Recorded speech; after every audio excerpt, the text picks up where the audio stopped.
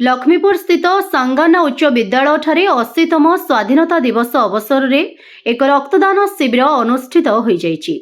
Laxmipur block गोष्ठी शिक्षा अधिकारी कार्यालय तरफ आयोजित एही शिविर रे अतिरिक्त शिक्षा अधिकारी विभूति भूषण टाकरी, सांगाना उच्च विद्यालय प्रधान शिक्षक गोपाल मंडल, विज्ञान शिक्षक गोलक चंद्र लेंका और डॉक्टर देवास चंद्र बेहेरा उपस्थित रही रक्तदाता उत्साहित करथिले।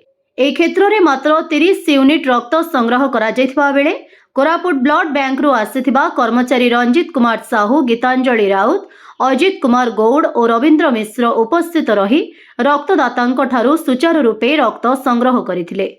एही कार्यक्रम को डुमुरीपदर उच्च प्राथमिक विद्यालय प्रधान शिक्षक ए रमेश द्वारा परिचालना करिथिबा बेले CRCC Manoj Parida, Krishna Kuldeep, Amiya Garada, Hemant Mahanandia, Sanjay Kadraka, JRC block संयोजक चक्रधर धर, बीओ कार्यालय और सांगाना हाईस्कूल कर्मचारी समेत समस्त छात्र छात्री माने उपस्थित रही प्रत्येक क्षेत्र में सहयोग करथिले।